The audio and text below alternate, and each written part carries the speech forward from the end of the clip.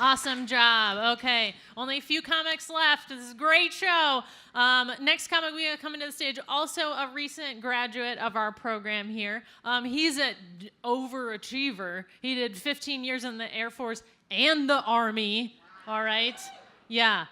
Everyone, please welcome to the stage Leon Gray III.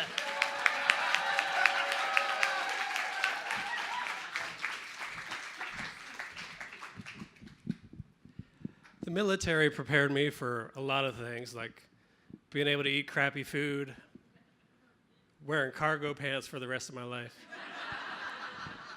and taking cover when my neighbors set off fireworks.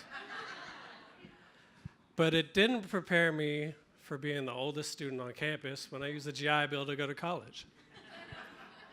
I wasn't sure what to expect. Then one day I'm flipping channels and I come across Billy Madison, and then I thought, that's going to be me. I'm going to have snack packs in my lunch and date a hot teacher. At the Bible college I went to, there wasn't a hot teacher in sight.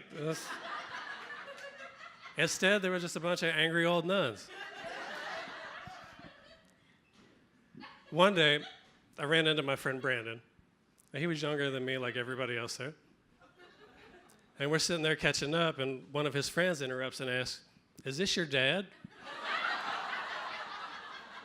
And it probably didn't help that I was wearing an old tweed suit with patches on the elbows. But I said, yes, he forgot his My Little Pony lunchbox. I also teach a class here. And that started the rumor that I was a parent and a professor.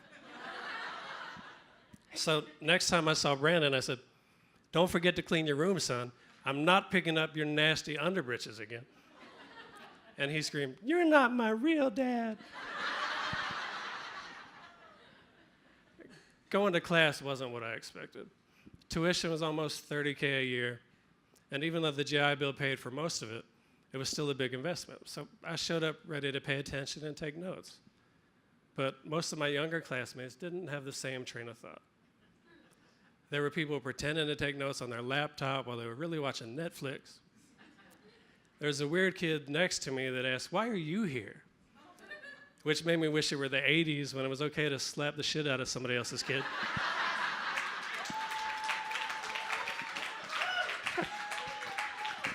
And then there was the girl in the front row.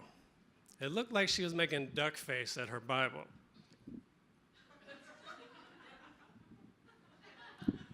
At first, I thought she was hiding her phone and posting selfies on Snapchat, but she looked the same way when we were in church, too. Turns out that was just her RBF, resting Bible face. You thought I was going to say the other thing, didn't you? Well, she had that, too. I also learned that being an older veteran made me much less sensitive to what my younger friends considered a crisis. My friend Jordan was telling me how much he loved this girl that just dumped him. Like, dude is sitting there crying his eyes out. And I just said, "If you liked it, then you should have put a ring on it."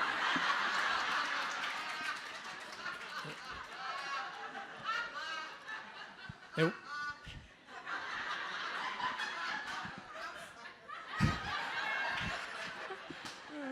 she messed me up. It wasn't long before I learned how to use the professor rumor to my advantage. I just walk into the staff lounge and help myself to their good coffee. The lunch lady would give me half off in the cafeteria. And the best part was when I wanted peace and quiet to study. I could just walk into study hall and say, "I need this room for a class. Get the hell out." And nobody knew who I was, but it worked great. But eventually the professor thing got old, and I thought, I'll try out for the basketball team.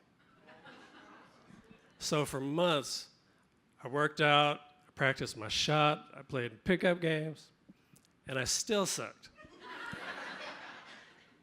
But tryouts came and went, and somehow I got a spot on the JV team. The coaches nicknamed me LA. I told the coaches, I'm happy to have a nickname, but I'm not from LA, what's up? And they said, it's short for Life Alert.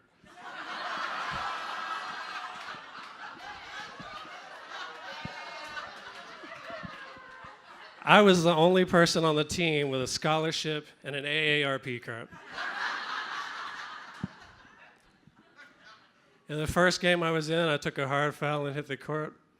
And as I'm laying there, I said, I've fallen and I can't get up. But it turns out the mascot's not supposed to be on the court during the game. Thank you, that's my time.